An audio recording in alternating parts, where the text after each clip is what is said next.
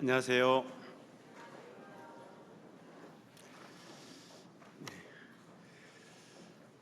만나뵙게 돼서 반갑습니다. 잠깐 하나님 앞에 같이 기도하겠습니다. 기도하겠습니다.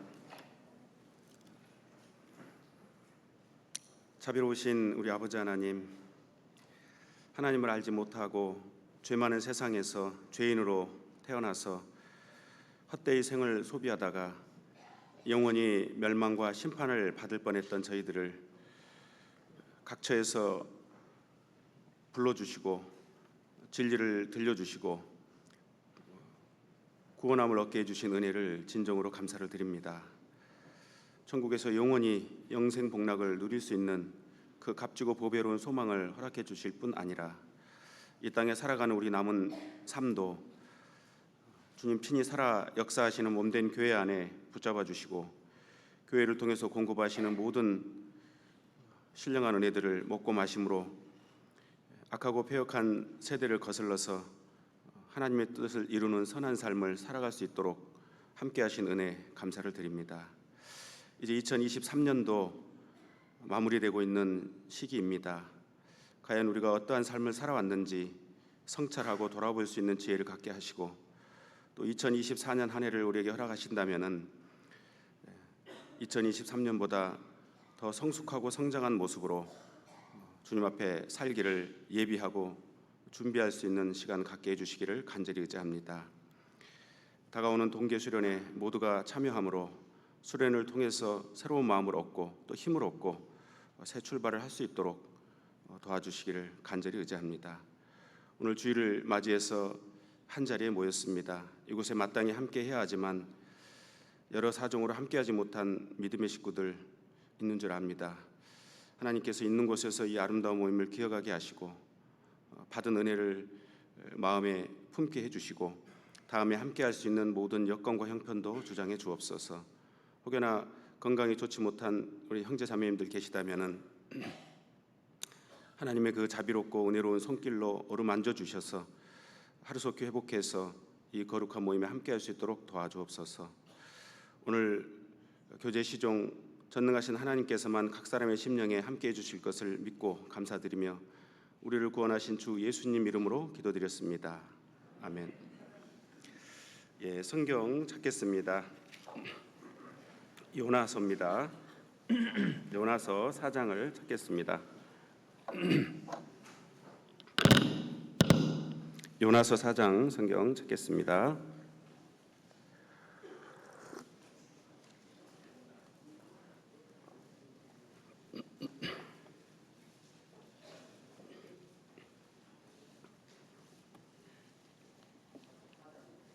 구약 성경 1288페이지입니다.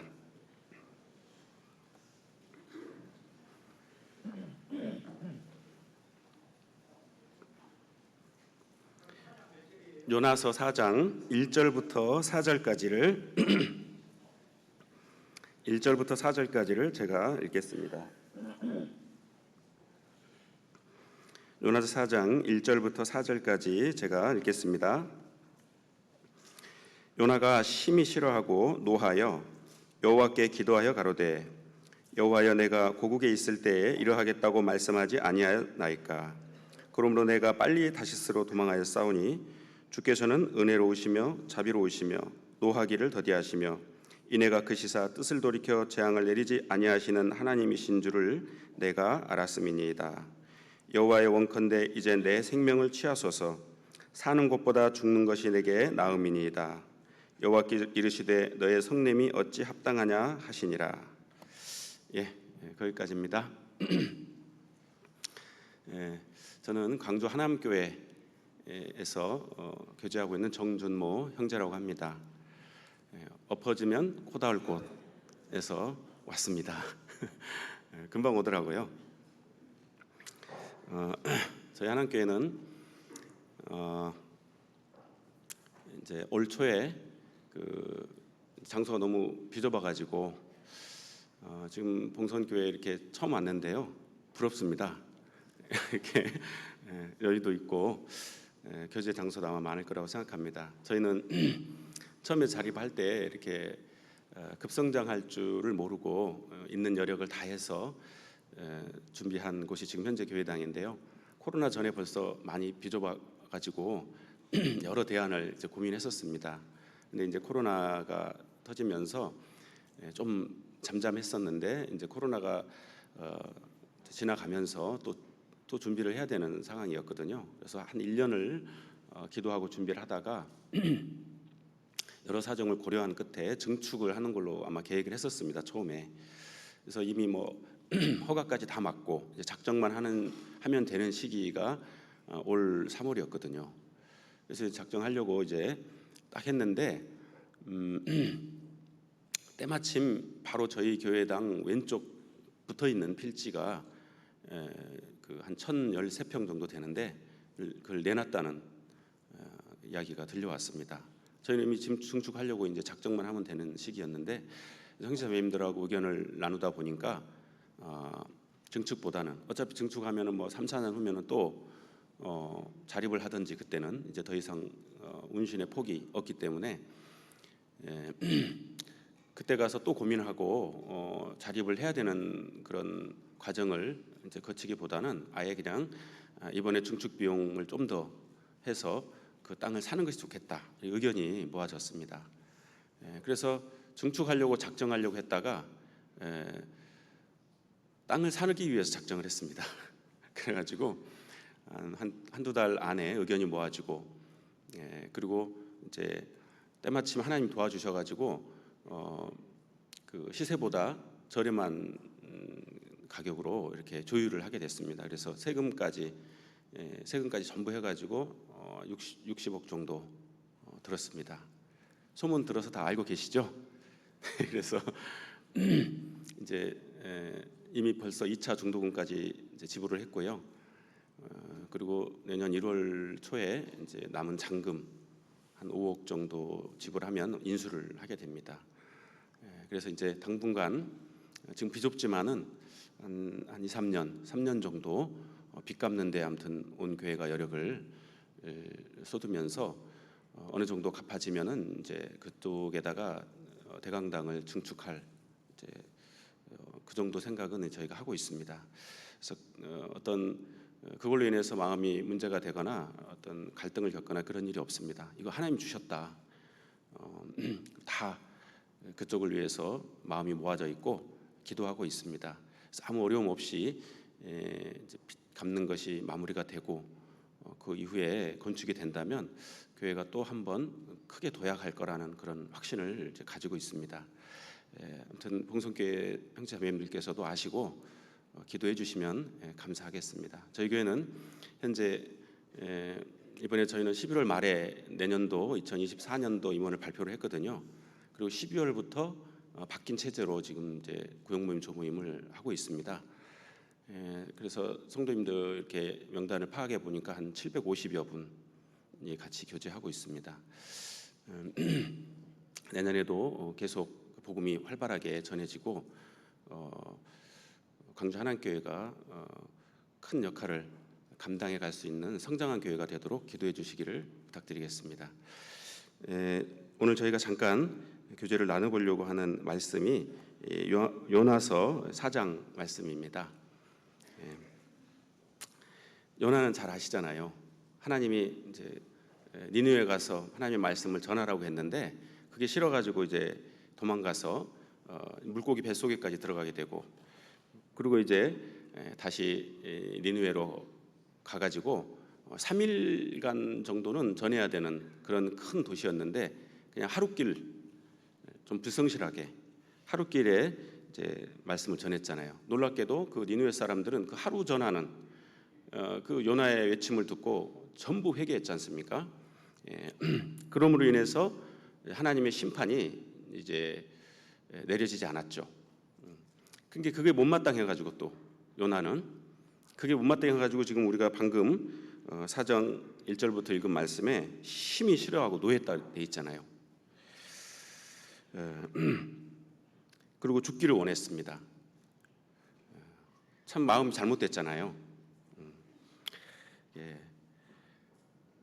마음이 잘못된 이 하나님의 일꾼, 이 일꾼이 이제 그 니느웨라고 하는 성은 고고학적으로 다 발견된 거 아시죠?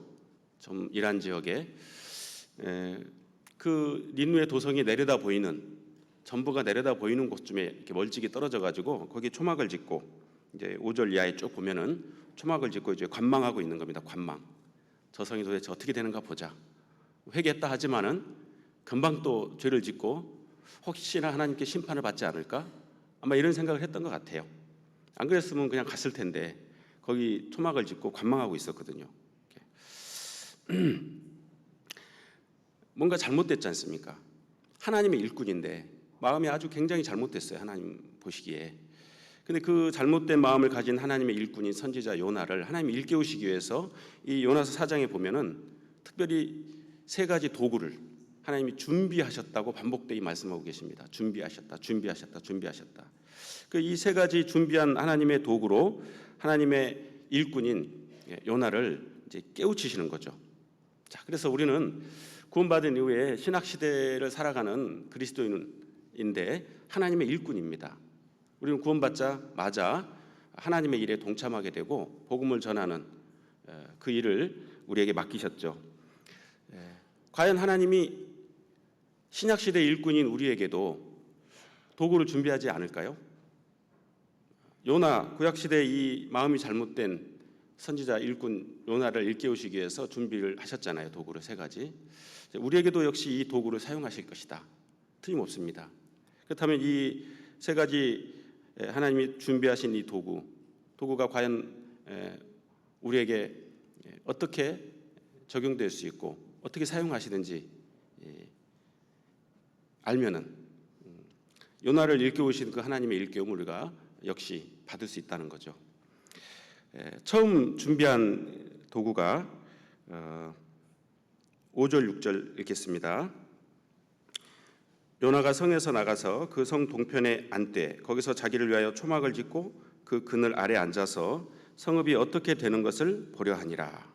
하나님 여호와께서 박넝쿨을 준비하사 요나 위에 가리우게 하셨으니 이는 그 머리를 위하여 그늘이 지게 하며 그 괴로움을 면케하려 하심이었더라. 요나가 박넝쿨 인하여 심히 기뻐하였더니 박넝쿨을 준비하셨다는 겁니다. 박넝쿨. 요나는 자기가 이미 초막을 지어서 그늘이 있었거든요. 필요를 깨닫지 못하고 있었습니다. 그리고 하나님께 부탁한 것도 아니었습니다.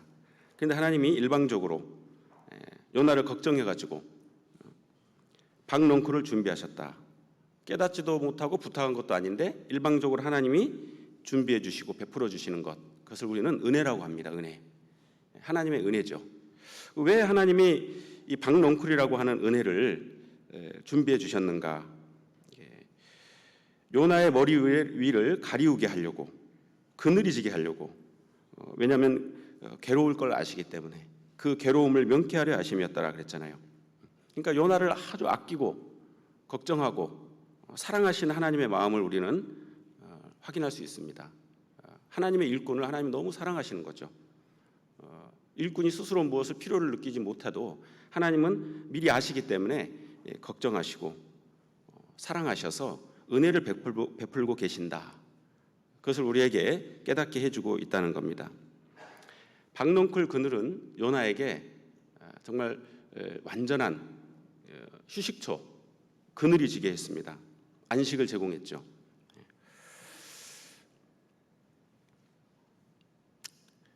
그래서 심히 기뻐했다고 되어 있습니다. 갑자기 보니까 막 박넝쿨이 자라더니 아주 막 드리워지면서 그늘이 져가지고 쉴 수 있게 되니까 너무 좋아한 거죠.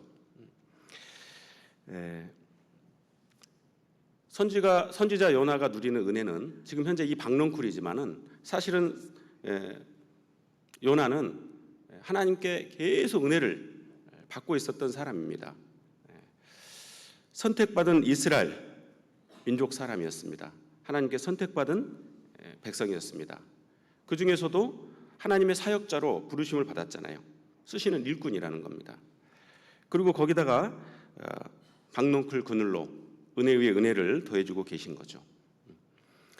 사실 이 땅의 모든 사람을, 인생을 하나님 사랑하시잖아요. 그래서 모든 인생에게 하나님 은혜를 베풀고 계십니다. 인간에게 주신 가장 완벽한 박넝쿨 그늘, 은혜, 신과 안식처, 그것은 바로 예수 그리스도입니다. 인생에게 주신 최고의 안식처, 박넝쿨 그늘, 예수 그리스도죠. 마태복음 11장 한번 보시겠습니다. 마태복음, 여기는 잡아주시면 좋겠습니다. 마태복음 11장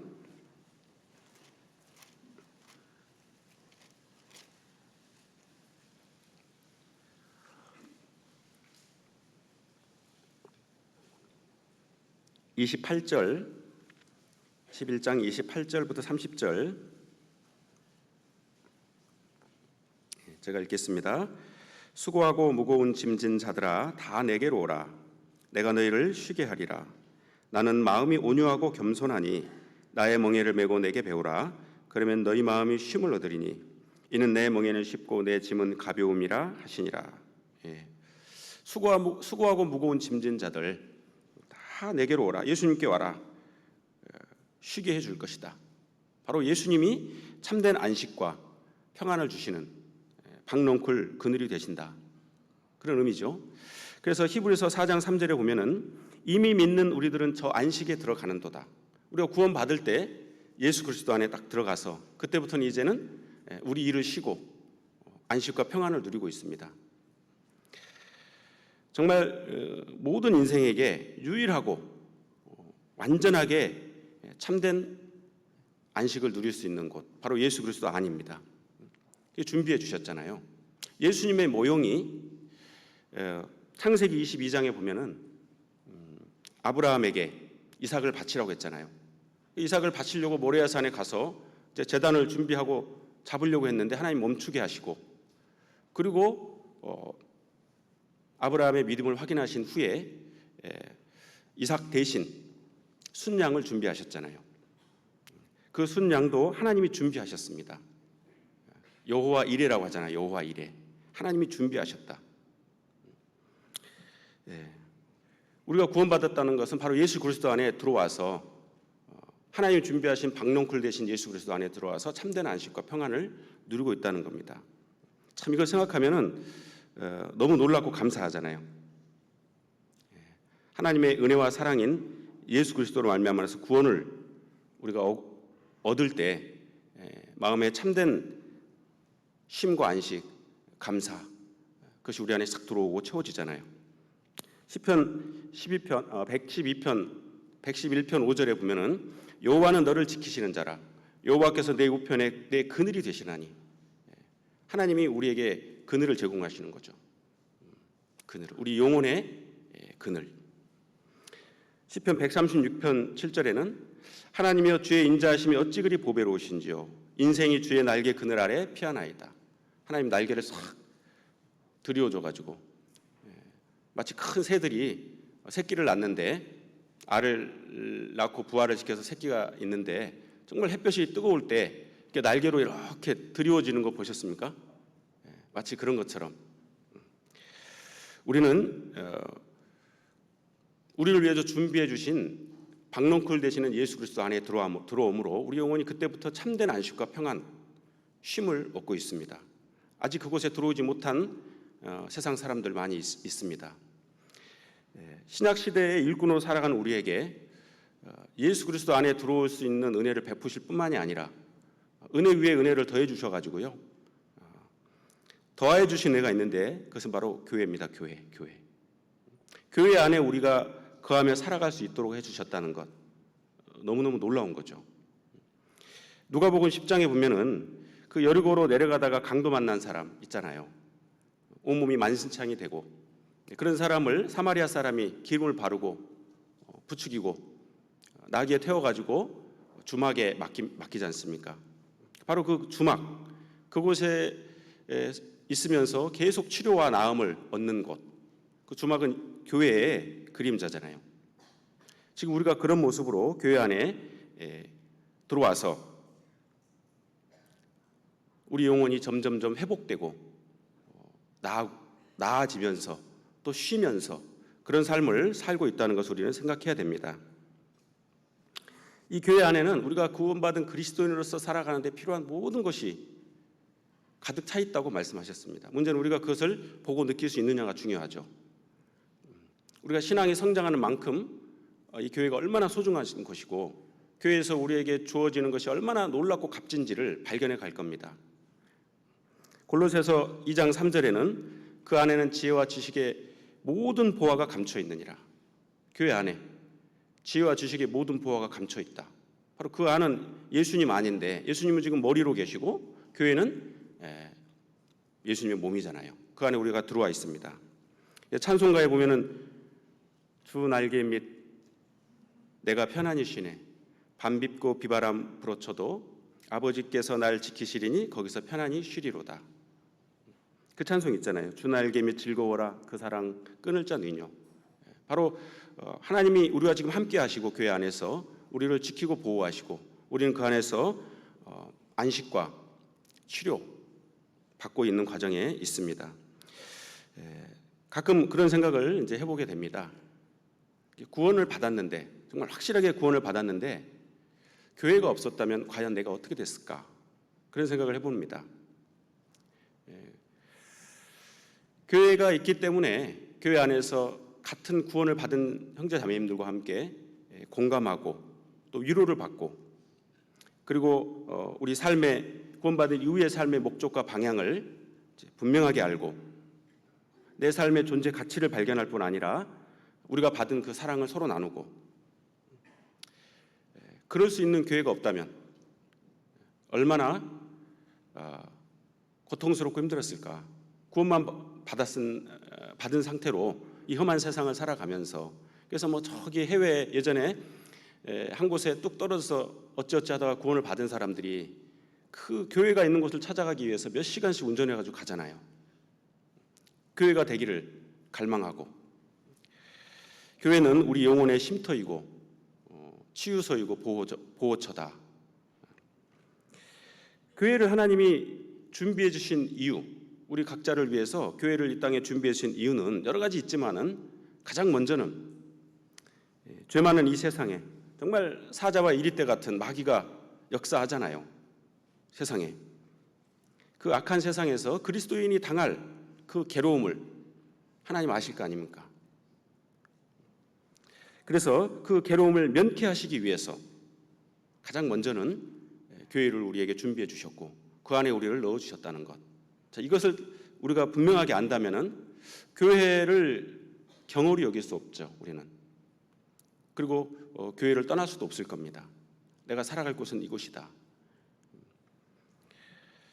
지금 우리는 교회 안에서 구원받고 얼마가 되셨든 간에 그 교회 안에서 주어지는 많은 은혜들을 누리며 살고 있습니다. 틀림없죠? 그렇다면은 그 이후에 하나님이 준비하신 도구, 또 그것이 의미하는 바는 뭘까요? 본문 한번 돌아가 보겠습니다. 요나서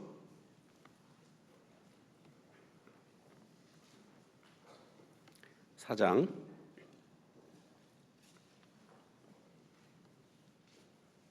7절입니다.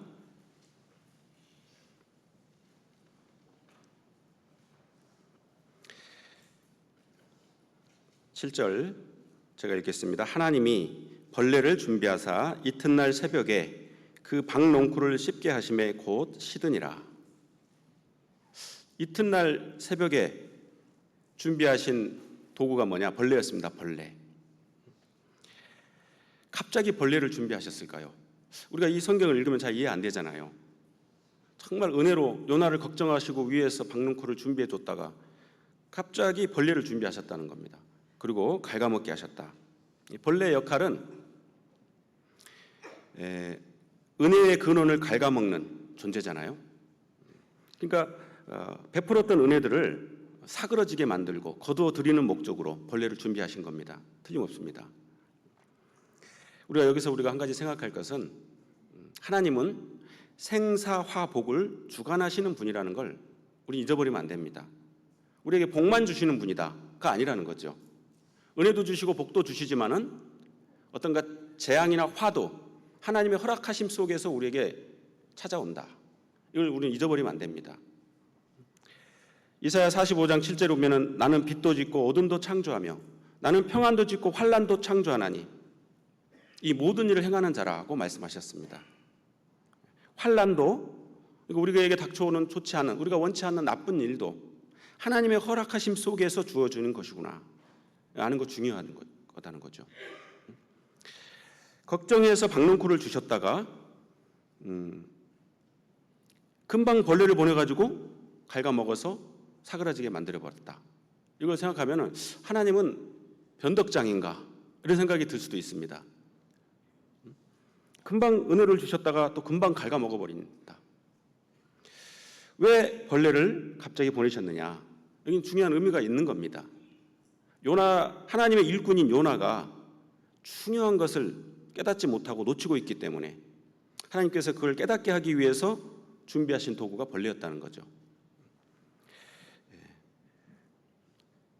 지금 요나가 심히 기뻐하는 자기가 원하지도 않았는데 더하여 주신 그 은혜를 누리고 있지 않습니까? 근데 하나님의 일꾼인 요나가 하나님 베푸신 그 놀라운 은혜를 누리면서도 뭔가 깨닫지 못하는 거죠. 거기 6절 끝에 보면은 요나가 박넝쿨을 인하여 심히 기뻐하였더니 이게 좀 당연한 것 같잖아요. 근데 사실은 잘못된 겁니다. 심히 기뻐하였더니로고만 끝나고 있는 거예요. 놀라운 은혜를 베풀어 주신 그 하나님, 그분을 기억하지 못하고 그분이 이 은혜를 베풀어 주신 이유와 목적도 알지 못하고 그리고 은혜를 누리는 사람으로서의 합당한 태도와 자세도 갖추지 못하고 그저 주어진 눈에 보이는 피부에 와닿는 그 은혜들에 취해서 기뻐하고 있는 모습이라는 겁니다. 그래서 하나님이 그건 아닌데 그러고 벌레를 보낸 거죠. 그래서 갉아먹게 하신 겁니다. 요나의 이 모습만 보면은 어쩌면 전형적인 세상 사람들의 모습입니다. 세상 사람들 막 누리는 것들, 얻은 것들, 부귀영화 많이 있잖아요. 근데 그 자기 힘으로 얻은 것으로 생각하고 그거에 취해 살아가지 않습니까? 그래서 누가복음 17장에 보면은 사람들이 먹고 마시고 시집가고 장가가고 있으면서 홍수가 나서 저희를 다 멸할 때까지 깨닫지 못했다. 그렇게 말씀하셨지 않습니까? 세상 사람들의 모습입니다. 하나님의 은혜와 그 놀라운 사랑을 누리면서도 하나님과 아무 관계없는 태도로 가지고 살고 있는 하나님의 일꾼인 요나. 그를 일깨우시기 위해서 벌레를 보낸 겁니다. 불신앙의 모습이잖아요. 요나는 지금 현재. 그래서 마땅히 알 것을 깨닫지 못하는 요나를 깨우치기 위해서 벌레를 준비하셨다. 요나가 알지 못하는 것은 뭐였냐면 박넝쿨을 준비해 주신 분 하나님이 그렇게 하셨는데 왜 이걸 내게 베풀어 주시는가? 과연 내가 어떠한 태도를 취해야 맞는가? 하나님의 일꾼으로서 그런 생각을 못한 거죠. 그냥 눈에 보이는 그것을 막 누리게 급급한 모습, 심히 기뻐하였더라.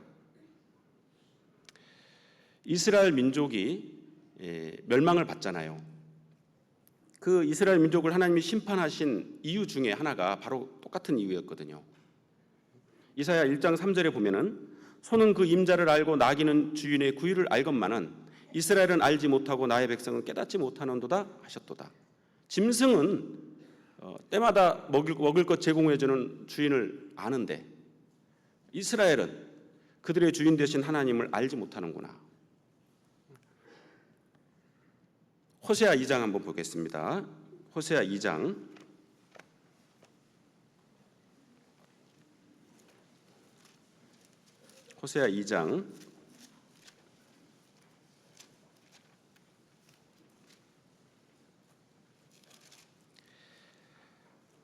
8절 같이 읽겠습니다. 곡식과 새 포도주와 기름은 내가 저에게 준 것이요 저희가 바알을 위하여 쓴 은과 금도 내가 저에게 더하여 준 것이오늘 저가 알지 못하도다. 엉뚱한 곳에 사용한 그 좋은 것들 사실은 그거 다 하나님이 준 것이었다. 그런데 알지 못했다. 그래서 그들이 멸망당한 이유였습니다. 그 중에 하나였습니다. 자, 이것이 우리에게도 관가하면서 살아가기 쉽잖아요. 그래서 이게 중요합니다. 우리에게도 하나님은 은혜를 베풀어 주시고 그리고 기대하시는 바가 있다는 걸 우리는 기억해야 됩니다. 어떤 아이들, 저희 교회는 이제 젊은 교회라서 아이들이 굉장히 많거든요. 교회 학교 학생들이 150명 되니까요. 그 아이들 많이 보는데 어떤 아이들에게 막 사탕 막 이런 거 많이 준비해가지고 이렇게 주면은 이뻐서 주면은 막 좋아합니다. 야, 그거 하나만 줘, 하나만 줘봐. 다시 물어보거든요. 왜 물어보냐면 그 아이의 마음을 좀 확인하고 받고 싶어가지고. 근데 그 중에 아이들이 안 주는 애들이 있어요. 안 주는 애들. 분명히 제가 줬는데 그걸 탁 틀어 안고서 안 줘, 이렇게. 그러면 이제 무슨 마음이 듭니까? 괘씸하네, 이 녀석. 내가 준 건데. 그런 생각 들잖아요. 그런데 어떤 애들은 이렇게 주고 나서 하나만 줄래? 그럼 뭐 하나 주기도 하고 막 2개 주는 아이들도 있어요. 고마우니까. 그러면 이제 우리 마음에는 어떤 마음이 드냐면은 야, 그 녀석 기특하다. 됐네, 됐어. 이런 마음이 들잖아요. 하나님이 우리에게 은혜를 베푸시고 기대하시는 바가 있다는 걸 우리 생각해야 됩니다. 누가복음 17장에 보면은 문둥병 걸린 사람 10명을 예수님이 낫게 해주거든요. 근데 그 중에 한 사람, 사마리아 사람 한 사람 돌아와서 살해했다고 되어 있습니다. 그래서 물어봤어요, 예수님이. 이 이방인 외에는 하나님께 영광을 돌리러 돌아온 자가 없느냐? 너밖에 없냐? 9은 어디 갔느냐? 찾으셨어요. 하나님이 은혜를 주시고 감사와 영광을 돌리는 삶을 살기를 기대하십니다. 느헤미야 9장 35절에도 저희가 그 나라와 주의 베푸신 큰 복과 자기 앞에 주신 넓고 기름진 땅을 누리면서도 주를 섬기지 아니하며, 하나님이 주신 그 큰 복, 그 기름진 땅, 거기서 살아갈 수 있는 모든 것들을 주셨는데 그걸 다 누리면서도 주를 섬기지 않은 사람들, 그럴 때 하나님이 그대로 살도록 두지 않는다는 거죠. 손을 대십니다. 참 안타깝잖아요. 그래서 뭔가 합당한 태도가 아닌 일꾼을 깨우치시기 위해서 벌레라는 도구를 준비해서 보내신 겁니다. 그래서 우리도 마찬가지죠. 구원받은 것도 엄청난 은혜고, 구원받은 이후에 정말 이 교회 안에서 영육간의 모든 하나님의 다스림, 보호하심, 공급하심을 누리고 먹고 마시며 살고 있습니다. 그렇다면은 내가 받은 은혜의 분량에 합당하게, 내가 받은 은혜의 분량에 합당한 보답하는 삶을 살고 있는가를 살펴봐야 됩니다. 중요한 문제잖아요. 그러지 않으면 하나님이 벌레를 준비하신다니까요. 고린도후서 5장 한번 보시겠습니다. 고린도후서 5장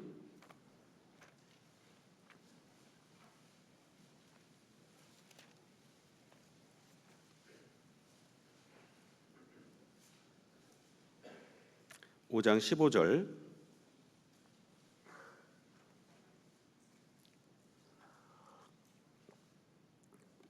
같이 읽겠습니다. 저가 모든 사람을 대신하여 죽으심은 산자들로 하여금 다시는 저희 자신을 위하여 살지 않고 오직 저희를 대신하여 죽었다가 다시 사신 자를 위하여 살게 하려 함이니라. 우리를 구원받게 하신 것은 다시는 이제 하나님 모를 때처럼 나만을 위해서 살지 않고 이제는 내가 아니라 오직 저를 대신하여 죽었다가 다시 사신 자를 위하여 살게 하려. 남은 내 인생은 이제 예수님 때문에 존재하는 것이다. 예수님의 뜻을 이루기 위한 삶을 사는 것이 은혜에 보답하는 합당한 삶이다. 그것을 위해서 우리를 구원하셨다는 것을 말씀하고 있습니다. 디도서 2장에는 선한 일에 열심하는 친백성이 되게 하려 하심이라. 선한 일에 열심하는 친백성. 과연 하나님이 선하게 여기시는 그 선한 일에 나는 열심하고 살고 있는가? 이유를 불문하고 정말 하나님 주신 그 은혜들을, 구원의 은혜, 또 구원받은 사람으로 살아갈 수 있는 은혜, 그걸 다 누리면서도 혹시 요나처럼 방관하고 있지는 않는가를 생각해 봐야 되는 거죠. 그래서 구원받은 이후에 쭉 생각해 보면 우리 각자가 가진 특별한 재능이 있잖아요. 어떤 사람은 이걸 잘하고 어떤 사람은 저걸 잘하고. 그 재능도 사실은 하나님이 주신 거죠. 어떤 사람은 날 때부터 이 소리에 아주 민감하신 분도 계시고, 여러 은사와 달란트가 있잖아요. 그리고 어떤 분은 또 물질적으로 은혜를 많이 받아가지고 여유가 있으신 분도 계실 수 있습니다. 그리고 남들보다 건강하신 분도 계실 수 있고요. 그것도 은혜죠. 그리고 좋은 직장, 정말 쉴 때 쉬고 일할 때 일하고 걱정 없이 할 수 있는 그런 좋은 직장도 마찬가지입니다. 그 모든 것들이 하나님 주신 은혜 속에 속한 건데 하나님을 위해 사용하고 있는가 생각해 봐야 된다는 거죠. 구원받은 것도 정말 우리 영혼의 정말 참된 자유와 신령한 기쁨들, 교회 안에서 공급되는 하나님의 은혜들, 내가 잘할 수 있는 은사, 어떤 분들은 목소리가 좋아서 찬송을 잘하시잖아요. 그것도 은사고, 그다음에 내가 할 수 있는 봉사의 기회들, 그리고 어떤 분은 말씀을 확실하게 경험해가지고 정말 확고한 믿음을 소유하신 분들, 그것도 은혜입니다. 그리고 참 어려울 때 하나님이 나를 도와주신 그 위로하심을 경험한 그 경험들, 그런 것들이 끊임없이 교회 안에서 우리에게 주어지고 있습니다. 그런 은혜들을 누리면서 심히 기뻐하였다, 좋다 라고만 살아가는 것은 아닌지 생각해 봐야 된다는 거죠. 구원받은 이후에 이제 안심해, 이제 누리다 와, 넌 이제 지옥 안 가, 그것만 하나님 목적하신 게 아니라는 거죠. 물론 그것도 감사하죠. 일하다 와라는 거죠. 일하다 와라. 필요한 은혜를 계속 공급할 테니 이제는 받은 은혜에 합당하게 일하다 와라. 그래서 혹시 구원받은 이후에 지금까지 봉사를 안 하시는 분이 계신다.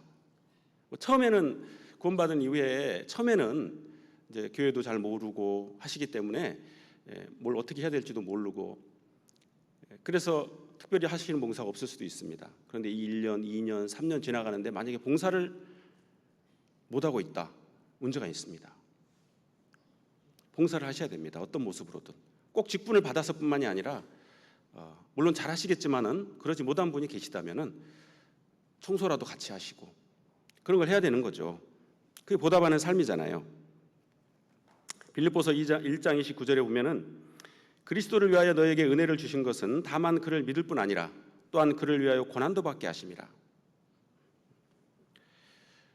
어떤 경우는 보답하는 삶은 고사하고 받은 은혜를 잘못 사용하는 경우도 있다는 거죠. 정말 엄청난 은혜를 받았음에도 은혜에 합당한 삶이 아니라 오히려 그 은혜를 갉아먹는 것 같은 삶을 살 수도 있습니다. 그러면 안 되잖아요. 어떤 분 제가 간증을 들었는데 구원받고 이제 친구들이 전도해가지고 말씀을 듣다가 딱 구원을 받았답니다. 구원을 받으니까 세상에 이런 세상도 있었구나. 하나님도 계셨고 영원한 세계가 있었고 하마터면 지옥 갈 뻔했는데 이제는 난 지옥 안 가도 된다. 딱 믿어졌다는 거예요. 너무 마음이 기쁘고 좋았답니다. 그래가지고 이제 끝나고 딱 밖에 나오니까 막 속이 후련하고 너무 좋았대요. 그래가지고 호주머니 휴대폰을 딱 꺼내가 친구한테 전화했답니다. 친구야, 내가 마음이 너무 좋다. 술 한잔 하자. 그 간증 들었거든요. 모르니까 그런 거지. 모르니까 그 좋은 마음을 그럼 하나님께 기도하고 감사하고 이제 어떻게 살아야 될지 생각하고 뭐 그래야 되잖아요. 자칫하면 구원받은 이후에 시간이 지나도 그런 모습일 수 있습니다. 그래서 갈라디아서 5장 13절에 보면은 형제들아 너희가 자유를 위하여 부르심을 입었으나 그러나 그 자유로 육체의 기회를 삼지 말고 오직 사랑으로 서로 종노릇하라. 우리가 주신 그 영혼의 자유, 육체의 기회를 삼지 말고 사랑으로 종노릇해라. 정말 주님을 섬기고 형제자매를 섬기고 헌신하는 삶. 우리는 구원받지 않은 사람들까지도 섬겨야 되잖아요. 그래야 또 다른 사람이 구원을 받을 거 아닙니까? 그게 보답하는 삶이고 하나님 기대하시는 삶이죠. 요나에게 이 벌레를 보내신 것은 정말 뭔가 깨닫지 못하고 있잖아요. 지금 관망하고 있고. 일꾼이 그래서 되겠습니까? 근데 하나님이 걱정해서 막 그 지역은요, 이란 북동쪽인데 막 한때는 동풍이 불어오면은 시로코라고도 하고 레샤바르라고도 하는 막 45도가 넘는 어마어마한 열풍이 불어온답니다. 그걸 그대로 맞으면은 열병에 걸려서 죽는 수도 있다는 거예요. 그걸 하나님 아실 거 아닙니까? 그래서 다 그늘을 줘줬는데 관망하고 있고, 그리고 그늘 지어준 거 그것에만 그냥 취해가지고 기뻐하고 있는 이 요나를 일깨우시기 위해서 벌레를 보내셨다는 겁니다. 은혜를 회수하기 위해서. 퀴즈 하나만 내보겠습니다. 구약 성경에 뭔가 하나님이 심판의 대상에게 경고하시고 돌이키게 하기 위해서 보냄을 받은 사람들을 뭐라고 합니까? 선지자라고 하죠. 선지자. 요나도 선지자였잖아요. 보냄을 받은 선지자였습니다. 근데 한번 생각해 보십시오. 하나님께 보냄을 받아서 니느웨에 전했습니다. 근데 니느웨 사람들은 다 회개했거든요.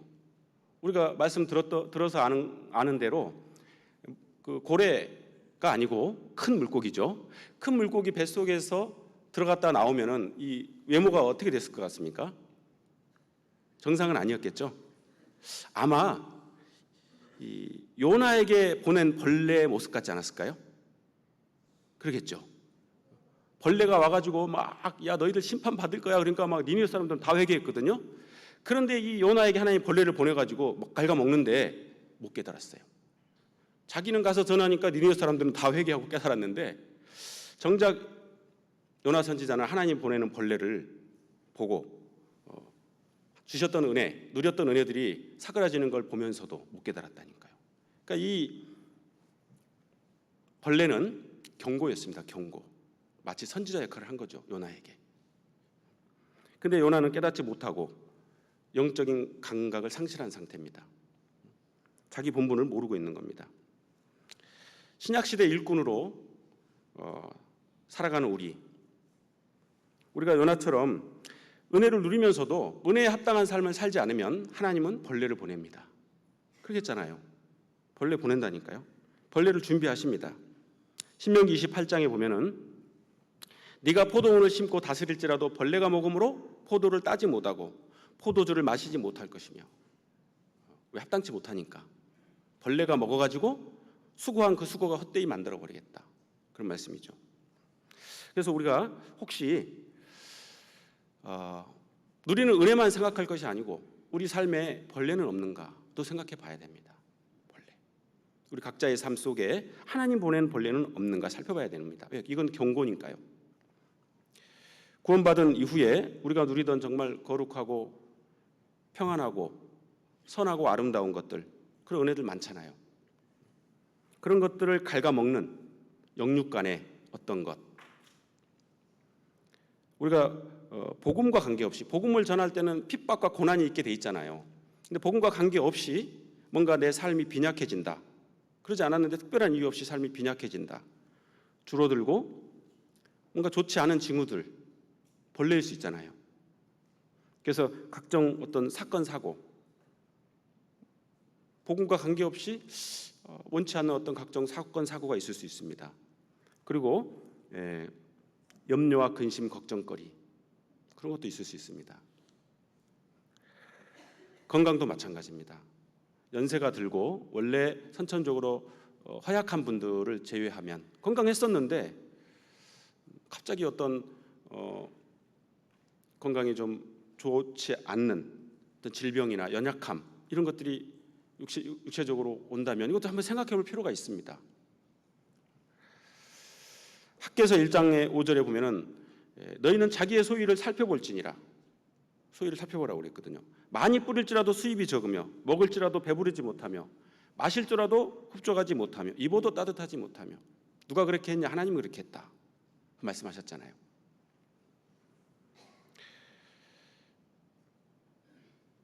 은혜로 구원해 주시고 우리를 땅에 살게 하신 분명한 목적이 있다는 걸 생각할 때 그 목적에 부합한 삶을 내가 살고 있는가? 그렇지 못하면은 내가 누리는 이 은혜들을 하나님 거두어 가신다. 벌레를 보내가지고. 이거 분명한 거거든요. 요나도 그렇게 하셨거든요. 그래서 어떤 마음의 평강과 평안도 때로는 걷어갈 수도 있습니다. 영육 간의 기쁨도 하나님이 걷어갈 수도 있고요. 물질도 걷어가는 경우도 있고요. 건강도 마찬가지고 때로는 생명도 걷어가신다고 말씀하셨잖아요.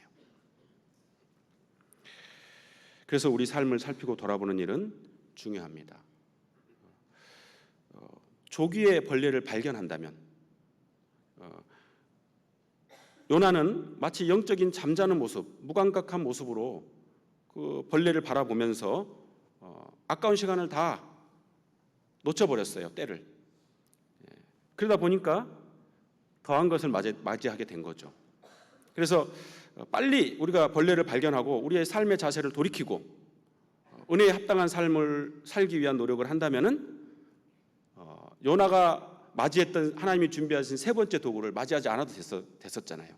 니느웨 사람들은 그것을 맞이하지 않았잖아요. 우리에게도 마찬가지라는 겁니다.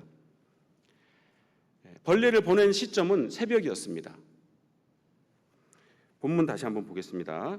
요나서 4장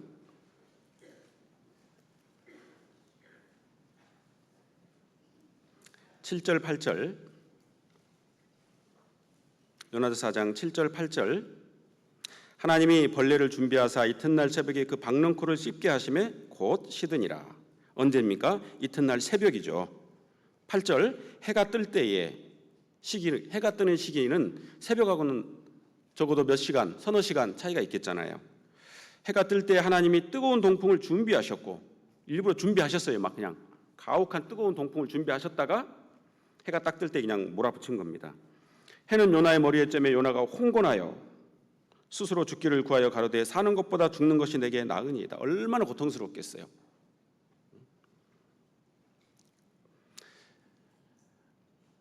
벌레를 준비하셨던 시점과 뜨거운 동풍이 불어오던 시점의 그 시간은 기회였죠. 기회. 돌이킬 수 있는 기회. 근데 요나는 그것을 놓쳐버렸습니다. 다 그냥 아깝게 지나쳐 버린 거죠. 그래서 결국 준비하신 세 번째 도구인 뜨거운 동풍을 맞고 있는 겁니다. 정말 이것은 가혹한 역경과 시련이죠. 고통과 괴로움, 좋은 것을 누릴 자격을 상실한 요나를 또 벌레를 보내서 깨우쳤음에도 불구하고 깨우침을 받지 못한 요나에게 이제 본격적이고 직접적으로 하나님이 개입하시고 손을 대시는 겁니다. 이방인들, 니느웨 사람들에게는 이것이 심판이고 지금도 우리 시대에 구원받지 못한 사람들 끝까지 하나님의 은혜를 받지 않으면 결국 심판이죠. 구원받은 그리스도인들에게는 징계입니다. 징계. 구원받는 그리스도인에게는 심판은 없잖아요. 징계입니다. 그래서 이 뜨거운 동풍은 심판과 징계를 말씀하는 겁니다.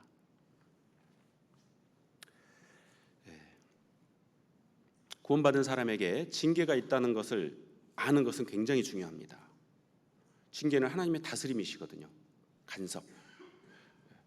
히브리서 12장 8절에 보면 징계는 다 받는 것이거늘 너희에게 없으면 사생자의 참 아들이 아니니라.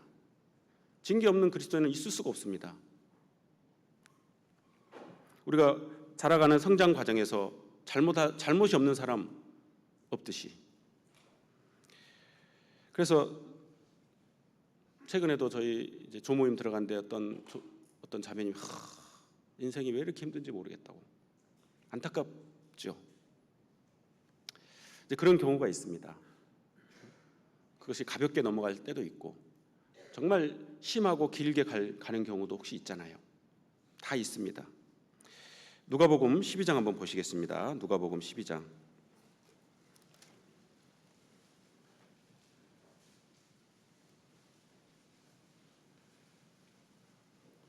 누가복음 12장 47절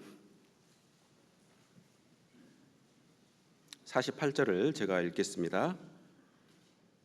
주인의 뜻을 알고도 예비치 아니하고 그 뜻대로 행치 아니한 종은 많이 맞을 것이요 알지 못하고 맞을 일을 행한 종은 적게 맞으리라. 무릇 많이 받은 자에게는 많이 찾을 것이요 많이 맡은 자에게는 많이 달라 할 것이니라. 이거 보십시오. 이건 분명히 그리스도인들을 두고 한 말입니다. 알고도 예비치 아니하고 그 뜻대로 행치 아니한 종은 많이 맞을 거다. 알면서 왜 안 했어? 알지 못하고 맞을 일을 행한, 우리가 모르는 상태에서 잘못할 수도 있잖아요. 그렇다고 전부 다 무조건 용서된다, 그게 아닙니다. 그래서 많이 받은 자에게는 많이 찾을 것이요, 은혜죠. 은혜를 많이 누리고 받았다면 하나님 많이 찾는다는 거예요. 많이 맡은 자에게는 많이 달라 할 것이니라. 하나님이 우리에게 여러 가지를 맡깁니다. 꼭 교회 안의 직분만이 아니고요, 구원받은 그리스도인으로서 우리 삶에, 가족들, 또 직장에서 우리 맡기시는 영혼들도 있고요, 잘 감당해야 될 그리스도인으로서의 책무도 있고요, 요구하십니다. 그러지 않으면 징계가 맞는다는 거예요. 징계가 있다는 거 알아야 된다는 겁니다. 그래야 그 어려움들이 닥쳐올 때 내가 뭐 잘못된 것이 하나님 앞에 내가 뭐 잘못된 것이 뭘까 돌아볼 수 있는 지혜가 있고 바로잡을 거 아닙니까? 나병 치료의 권위자였던 폴 브랜드라는 박사가 이런 말을 했다고 합니다. 고통을 주신 하나님께 감사하라. 우리 몸에 조금이라도 아픈 줄 아는 것이 얼마나 감사한가. 위험할 때 피할 수 있는 것이 얼마나 감사한가. 왜냐하면 이게 나병에 걸리면 감각이 없으니까요. 위험한데도 만졌다가 데이기도 하고 떨어져 나가도 모르고 그러잖아요. 근데 우리가 그것을 느낄 수 있다는 건 참 감사한 거다. 우리에게 하나님이 징계를 주신 거 돌이킬 수 있는 기회를 주시는 겁니다. 근데 이 요나의 경우를 우리가 좀 보면은 요나가 큰 무슨 잘못을, 부당한 부도덕적인 어떤 죄를 지어서만 징계를 받는 게 아니잖아요. 하나님의 은혜의 기대를 저버릴 때도 하나님이 징계를 하신다는 것을 말씀하고 있잖아요. 물론 먼저 경고를 보내시고, 근데 그 경고도 무시될 때 하나님은 징계를 하시는구나. 징계를 주신 목적은 깨달아 고침을 받게 할 목적입니다. 징계받고 죽어라가 아니죠. 그 징계를 통해서 하나님의 깨우치심을 받고 돌이키기 위해서 징계를 주신다는 것을 잊어버리면 안 됩니다. 잠언 3장 12절에 보면은 대저 여호와께서 그 사랑하시는 자를 징계하시기를 마치 아비가 그 기뻐하는 아들을 징계한 같이 하시느니라. 하나님이 그리스도인들을 여러 모습으로 징계하시는데 정말 아들처럼, 사랑하는 아들처럼 징계하신다는 것, 그것도 기억해야 됩니다. 왜 나한테만 이런 일들이 당하냐, 그렇게만 생각할 게 아니라는 거죠. 히브리서 12장 6절에 보면은 주께서 그 사랑하시는 자를 징계하시고 그 받으시는 아들마다 채찍질 하심이니라.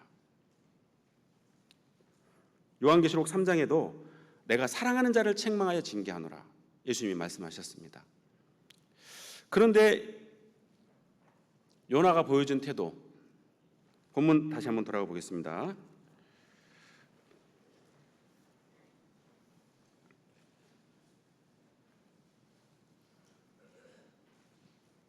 8절 9절.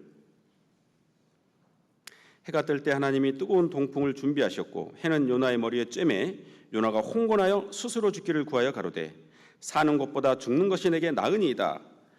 하나님이 요나에게 이르시되 네가 이 박농쿨로 인하여 성냄이 어찌 합당하냐. 그가 대답하되 내가 성내어 죽기까지 할지라도 합당하니이다. 물러서지 않는 거예요. 징계 중에 있으면서도 물러서지 않는 거예요. 하나님이 그게 합당하냐 말해도 죽기까지 할지라도 합당합니다.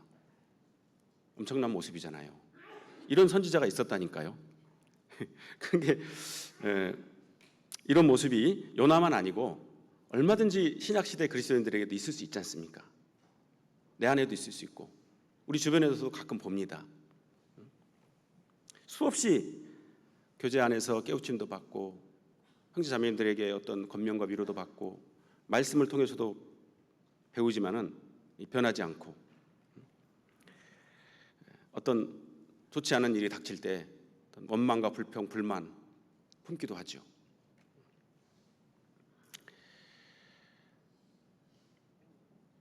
제가 구원받고 이제 강원도 화천에서 구원을 받았거든요. 그래서 이제 그 당시에는 이제 화천 교회가 없었습니다. 제가 교제하던 교회까지 1시간 반 정도 걸렸습니다. 그래서 그때 이제 제가 군인이어가지고 이제 수요 말씀을 들으려고 와서 말씀을 듣고 그랬습니다. 근데 한 번은 이제 구원받고 이제 한 몇 개월 됐거든요. 그래서 헌금을 이제 준비를 했어요. 11조를 늘 해왔습니다. 근데 그때 이제 11조를 딱 준비했는데 호주머니에 넣고서 이게 바쁜 거예요. 부대 일이 바쁘게 막 지나다 보니까 헌금해야 될 시점으로 또 3주가 지났습니다. 일주 후면 또 헌금해야 됩니까? 안 해야 됩니까? 헌금해야 되잖아요. 그래서 그 생각이 딱 드니까 야 이거 다음 달 헌금이 이제 일주 후면데 이걸로 그냥 하고 말까? 이렇게 됐습니다. 그런데 그 주에 수요 말씀을 딱 듣고 이제 1시간 반을 운전해서 이제 막 가는데 이게 비가 좀 왔고 한 80km 정도로 이렇게 이제 2차선 도로를 산길이니까 굴곡져 있습니다. 가는데 돌이 하나가 떨어져 있더라고요. 물 한 개도 좀 펴 있고 차는 없고 이제 밤이 늦었으니까요.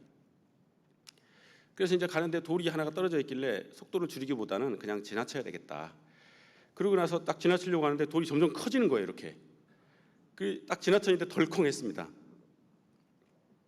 아유 다행이다. 가슴을 쓸어내리고 가가지고 주차하고 이제 근무를 하고 퇴근해서 딱 보니까 차 밑에서 이렇게 뭐가 떨어지고 있더라고요.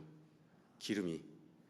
그래가지고 이제 그걸 끌고 가서 이제 그 당시에 카센터에 이제 갔더니 딱 보더니 올려가지고 보더니 리포트에 올려서 이거 미션이 나갔는데 이거 새 거면은 그 당시 돈으로 130만 원 들 거예요.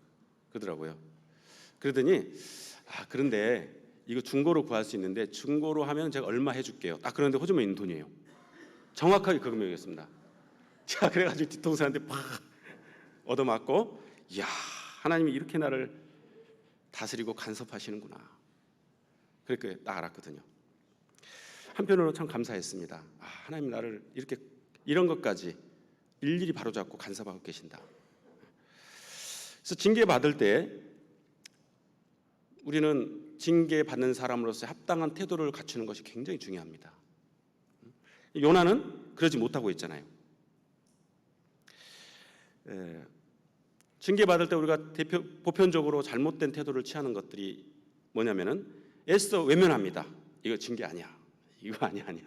내가 뭘 잘못해서 그런 거야. 그리고 자기 수단으로 해결하려고 해요. 자기 수단으로 해결하려고 무마하려고 하고 한다는 겁니다. 그리스도인들이. 또 한 가지는 자기 연민에 빠집니다. 너무 아프니까 아파만 하고 절망하고 낙담하고 자포자기하고 주저앉기도 합니다. 그래서 어떤 징계로 인해서 하나님 사랑해서 징계를 주셨는데 그 징계로 인해서 신앙이 주저앉는 신앙이 있기도 해요. 또 한 측면은 바로 이 요나 같은 모습입니다. 요나 불평불만하고 원망하고 막 대항하는 거죠. 왜 나에게만 이런 일을 나에게 닥치게 하냐고 하면서 막 대들고 그리고 교제를 멀리하고 교회를 떠나기도 하는 그런 모습으로 나타나기도 합니다. 합당치 않죠. 이스라엘 사람들이 그렇게 했다고 돼 있습니다. 그래서 이사야 1장 5절 6절에 보면은 너희가 어찌하여 매를 더 맞으려고 더욱 패역하느냐. 온 머리는 병들었고 온 마음은 피곤하였으며 발바닥에서부터 머리까지 성한 곳이 없이 상한 것과 터진 것과 새로 맞은 흔적 뿌지거늘 그것을 짜며 싸매며 기름으로 유하게 함을 받지 못하였도다. 하나님이 다시 이거 싸매주고 짜매주고 고쳐주려고 하는데 등지고 가는 모습. 요나가 마치 그런 모습이죠. 그래서 우리가 징계가 있다면 크고 작은 징계를 받을 때 합당한 자세 취하는 거 굉장히 중요한데 그 대표적인 예를 다윗이 보여줬습니다. 다윗이 믿음의 사람이잖아요. 다윗도 징계 여러 번 받았잖아요. 큰 징계. 그래서 징계 받을 때는 굴복되는 것이 지혜입니다. 하나님께 엎드려서 굴복되는 거, 하나님이 불쌍히 여기시는 그 긍휼함에 매달리는 거, 그게 가장 지혜로운 모습이라는 거죠. 그게 바로 회개의 모습이고요. 징계 받을 때 합당한 태도, 그걸 또 하나님이 원하십니다.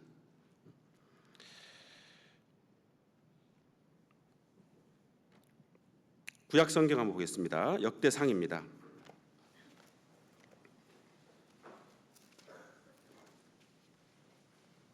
역대상 2장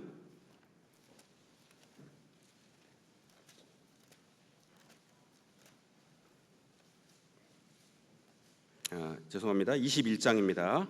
역대상 21장.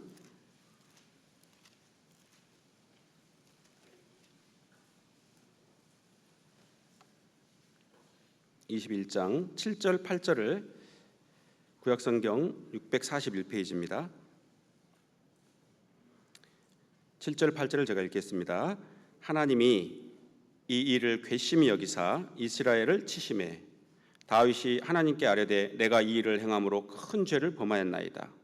이제 간구하옵나니 종의 죄를 사하여 주옵소서. 내가 심히 미련하게 행하였나이다 하니라. 다윗도 인구조사하는 그 자기의 어떤 교만한 마음으로 있잖아요. 그러고 나서 징계를 막 받기 시작하니까요. 하나님이 이 일을 괘씸히 여기사 막 이스라엘 쳤잖아요. 그러니까 다윗이 하나님께 아뢰되 내가 이 일을 행함으로 큰 죄를 범하였나이다. 이제 간구하옵나니 종의 죄를 사하여 주옵소서. 내가 심히 미련하게 행하였나이다. 그래서 우리가 이 다윗의 모습처럼 다윗 다 굴복됐잖아요. 우리가 이런 모습을 취하는 것이 정말 바람직한 거고 다윗은 그런 모습을 징계받을 때의 모습도 우리에게 본이 되어주고 있다는 겁니다. 그랬을 때 하나님이 어떻게 하셨냐? 거기 15절 하나님이 예루살렘을 멸하러 사자를 보내셨더니 예루살렘엔 다윗이 있잖아요. 보내셨더니 사자가 멸하려 할 때에 여호와께서 보시고 이 재앙 내림을 뉘우치사 멸하는 사자에게 이르시되 족하다. 이제는 네 손을 거두라 하시니 때 여호와의 사자가 여부수 사람 오르난의 타작마당 곁에 선지라. 다윗이 죽이는 게 목적이 아니잖아요. 다윗이 돌이켰거든요. 굴복되고 심히 미련하게 행했습니다. 그러니까 그냥 천사를 보내가지고 예루살렘도 딱 치려고 했다가 하나님이 족하다 스톱시켰잖아요. 경감시킵니다. 우리가 어떤 징계를 빨리 깨닫고 하나님 잘못했습니다 라고 딱 바로잡잖아요. 그럼 그 더 징계를 계속할 이유가 없는 거예요. 그래서 하나님이 거둬들이시고 또 그걸 통해서 신앙을 성장시킵니다. 경감시키고 성장시킨다. 그래서 우리가 징계 중에도 합당하게 돌이킬 때 신앙이 오히려 성장하고 다시 회복되고 있잖아요. 하나님과 더욱 친밀한 관계를 갖게 됩니다. 이사야 30장 26절에는 여호와께서 그 백성의 상처를 싸매시며 그들의 맞은 자리를 고치시는 날에는 달빛은 햇빛 같겠고 햇빛은 7배가 되어 7날의 빛과 같으리라. 그 징계를 돌이키고 회복하실 때 신앙이 성장한다니까요. 그래서 우리가 잘못이 하나도 없다기보다는 비록 잘못을 했을 때 하나님 앞에서요 진심으로 돌이키는 것이 너무 중요합니다. 징계 안 받으려고만 징계 안 받으려고 바르게 사는 건 중요하고 좋죠. 그런데 징계가 없을 수가 없잖아요. 일부러 인정하지 않으려고 하는 거 합당치 않고 징계 속에서도 우리가 돌이킬 때 정말 신앙적으로 하나님을 더 깊이 깨닫고 하나님 보시기에 합당한 모습으로 살아가게 됩니다. 그렇기 위해서 우리가 또 일부러 막 징계 받으려고 그럴 필요는 없습니다. 이미 우리는 많은 잘못을 하고 살기 때문에 하나님 앞에서 깨닫고 돌이키는 것이 중요하다는 겁니다. 요나는 이런 과정을 통해서 돌이켰다는 것을 우리는 알 수 있습니다. 이 요나서를 통해서 교훈하고 있기 때문에 자기가 경험한 그 하나님에 대해서 이걸 성경으로 기록하고 후세에 이것을 교훈하고 있기 때문에 요나는 틀림없이 돌이켰다는 것을 알 수 있는 거죠. 자, 마지막으로 요나를 깨우치시는 그 세 가지 도구를 사용해서 하나님이 깨우쳐 주고 싶었던 것이 무엇이냐? 요나서 4장 보시겠습니다.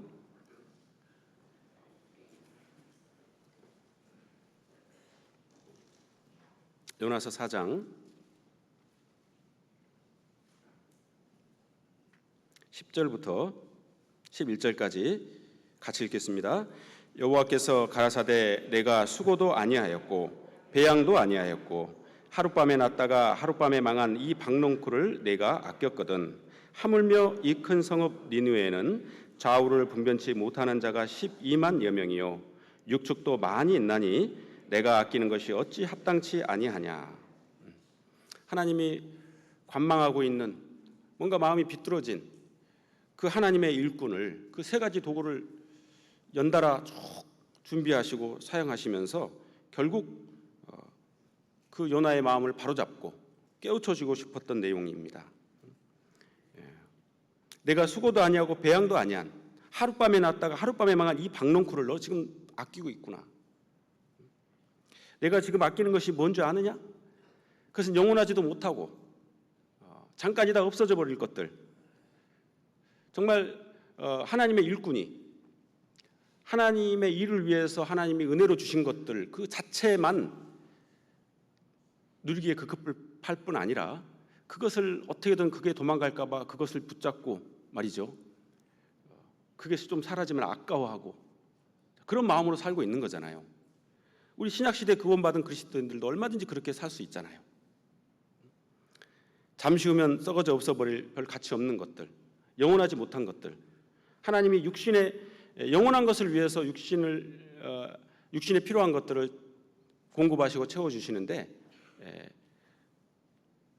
잠깐 있다 없어질 그 육신의 것들, 이 땅의 것, 영원한 것을 위한 도구로 주신 것들을 붙잡고 아까워하면서 살아가는 그 모습하고 똑같잖아요. 지금 그러고 있다 너는 이걸 깨우쳐주고 있는 겁니다. 요나에게. 우리도 눈에 보이는 어떤 세상적인 것, 육신적인 것들 거기에 너무 많은 애착을 갖고 있지 않습니까? 혹시 시간을 거기다 너무 많이 들이고 땀과 정열을 거기다 너무 많이 들이고 저희가 수안지구가 이제 신도시잖아요. 저희가 교회가 있는 곳이 새로 갖춰진 도시입니다. 그래서 아주 도시가 잘 형성돼 있습니다. 그래서 부요한 분들이 많아요. 차가요 한 대 걸로 한 대는 다 외제차입니다. 그래서 외부에서 오시는 분들마다 이제 그런 얘기를 가끔 해요. 야 여기는 뭐 서울의 강남이야 이렇게 얘기를 하시더라고요. 그래서 그런지 반려동물을 많이 키우셔요. 애완동물. 물론 이제 요즘 시대가 그런 애완동물을 키움으로 인해서 정서적으로든 또 여러 모습으로 유익을 얻기도 합니다. 우리 형제자매들도 이제 그런 분들이 계시죠. 그런데 이런 생각을 가끔 해봅니다. 그 애완동물에게 쏟는 애정, 그만큼 과연 구원받지 못한 사람들에게 애정을 쏟고 있는가? 또 형제자매님들에게 그 정도 관심과 애정을 쏟고 있는가? 이런 생각을 해본다는 거죠.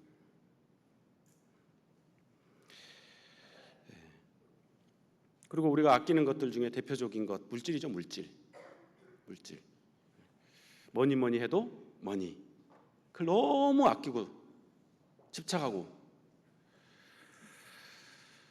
돈을 벌려고 노력과 시간, 열정을 막 투자하는데 우리를 구원하신 하나님의 은혜에 보답하는 쪽으로 노력이 그만큼 하지 못한다면 또는 없다면 이것은 요나의 모습과 같잖아요. 하나님 일깨우실 겁니다. 누가복음 16장 9절에 불의의 제물로 친구를 사귀라. 그리하면 없어질 때 저희가 영원한 처소로 너희를 영접하리라. 불의의 제물, 이 세상 제물, 영원한 것을 위해서 사용하라고 말씀하시잖아요. 누가복음 16장 13절에는 너희가 하나님과 제물을 겸하여 섬길 수 없느니라. 우리 살펴봐야 됩니다. 잠시 있다 없어질 것, 도구로 사용해야 될 것을 마치 목적인 것처럼 거기에 모든 열정과 시간을 쏟으면서 아끼며 살아가고 있지는 않는가. 그렇다면 우리는 요나 모습이다. 뿐만 아니라 우리가 가지고 있는 어떤 총명함, 지혜와 지식, 또 시간 그런 것들을 뭔가 자기의 꿈, 자기의 이상, 어떤 세상에서의 성공, 부귀공명을 위해서만 산다면, 그것만을 위해서 사용한다면 정말 합당하지 않은 거죠. 그래서 청년들에게 가끔 이제 이야기하는데 어떤 청년들이 이제 자기가 목적한 공부가 있고 그 시험이 있는데 그걸 위해서 막 수년을 교제나 봉사도 거의 등한히 하고요. 수년을 거기에 매몰돼 있는 청년들이 가끔 있더라고요. 가끔 몇 년째 그걸 준비하고 떨어지고 또 준비하고 공부하는 것은 괜찮은데 그만큼 신앙생활을 해야 된다. 신앙생활과 공부를 같이 병행해라 반드시 라고 얘기를 하거든요.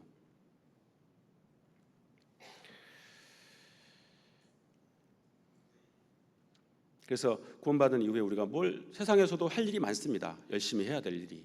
그러나 그만큼 꼭 교회 안에서 보답하는 삶을 병행해야 됩니다. 그게 합당합니다. 고린도전서 7장 한번 보시겠습니다. 고린도전서 7장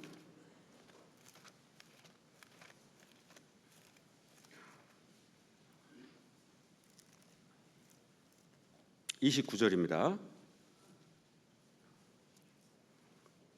7장 29절 31절까지 같이 읽겠습니다.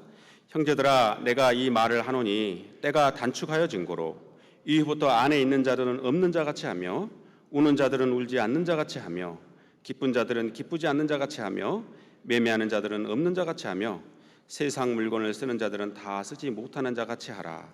이 세상 형적은 지나감이니라. 이 세상에서 하나님 주신 모든 것들은 도구에 불과합니다. 도구.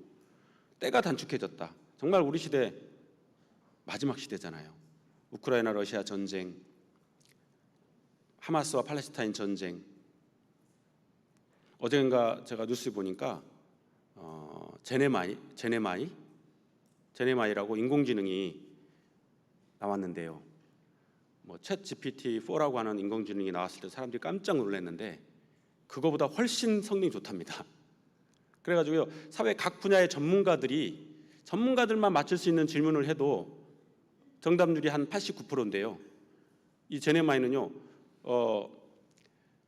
모든 전문 분야에 대해서 전문가의 질문을 하면 90% 이상 맞춰버립니다. 그러니까 인간의 능력을 뛰어넘은 거예요. 이미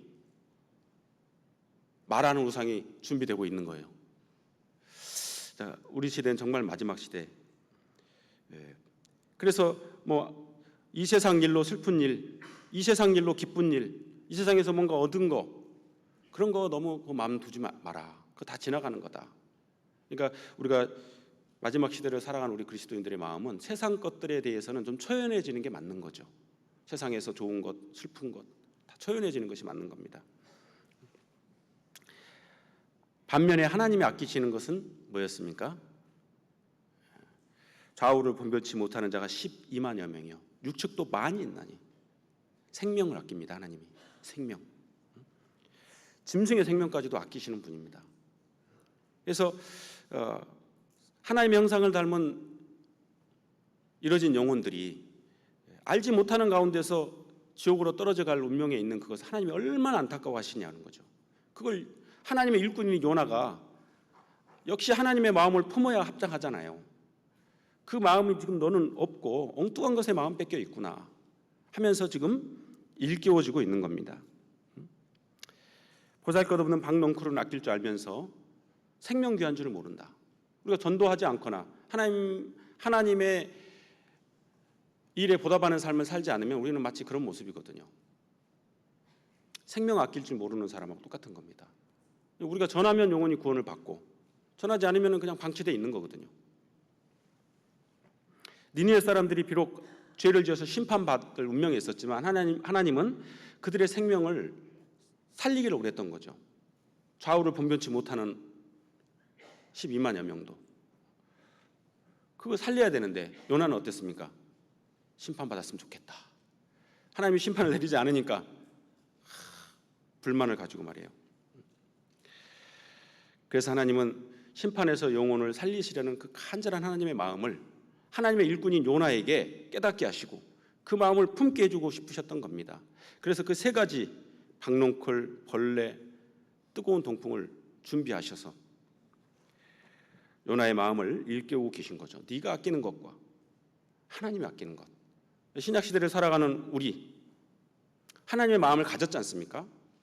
우리는 구원받을 때 성령이 오심으로 하나님의 마음을 가졌습니다. 그렇다면 우리는 마땅히 하나님이 아끼는 것을 정말 아끼고 귀하게 여기며 사는 것이 합당하잖아요. 요나가 아끼는 것은 인생들이 아꼈던 겁니다. 구원받지 않은 사람들이 아끼는 거죠. 그런 거 아끼고 살면 안 된다. 고린도전서 2장 16절에 우리가 그리스도의 마음을 가졌느니라. 그래서 우리가 아껴야 될 것은 정말 이뤄진 영혼들, 하나님이 너무너무 안타깝게 여기고요. 그리고 형제자매 너무 귀한 분들이잖아요. 하나님이 얼마나 귀하게 보십니까? 형제자매도 아껴야 되고 또 교회도 아껴야 되고 그리고 뭔가 봉사직분 또 보답할 수 있는 기회들, 그런 걸 귀한 줄 알고 아끼면서 사는 것이 정말 합당한 마음이다. 그래서 요나를 하나님이 일깨우실 때 좌우를 분별치 못한 12만여 명이 있다, 육축도 많다, 그렇게 말하신 것처럼 하나님은 새알리고 계신다네. 새알리고 계셔요. 숫자를 세시고 계신다는 겁니다.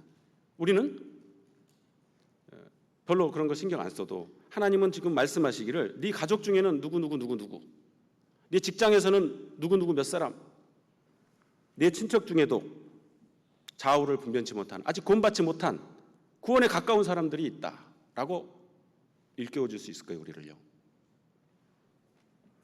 디모데전서 5장 8절에 보면은 가족을 돌아보지 않으면 믿음을 배반한 자요, 불신자보다 더 악한 자니라. 가족이 수년째 구원을 못 받고 있는데 마치 모르는 사람처럼 방관하고 있지는 않습니까? 그러면 안 된다는 거죠. 자, 그래서 요나서를 통해서 우리가 일경을 받아야 될 종국적인 말씀이 마태복음 6장입니다. 마태복음 6장 보겠습니다.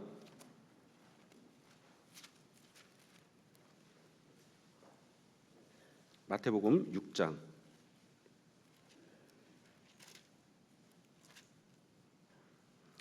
31절, 32절 제가 읽겠습니다. 마태복음 6장 31절, 32절. 그러므로 염려하여 이르기를 무엇을 먹을까, 무엇을 마실까, 무엇을 입을까 하지 말라. 이는 다 이방인들이 구하는 것이라. 너희 천부께서 이 모든 것이 너희에게 있어야 할 줄을 아시느니라. 하나님이 봐서 필요하면요, 하나님이 은혜로 사랑하시기 때문에 은혜로 늘 신약시대 일꾼인 우리 각자를 다 먹이고 있잖아요. 보살피고 제공하신다니까요. 그럼 우리는 어떻게 되냐? 33절 같이 읽겠습니다. 너희는 먼저 그의 나라와 그의 의를 구하라. 그리하면 이 모든 것을 너희에게 더하시리라. 이게 합당하잖아요. 요나는 이게 안 됐던 겁니다. 그래서 이제 주님 오실 날이 너무 가까운 이 마지막 시대에 우리와 관계되어진 불쌍한 영혼들, 가족도 있고요, 친척도 있고요. 2024년 한 해에는 정말 그분들이 다 구원받을 수 있도록 우리가 합당한 하나님과 같은 마음을 품고 열심히 전도해서 구원에 이르게 해야 되겠다는 생각을 갖게 됩니다. 기도하고 마치겠습니다.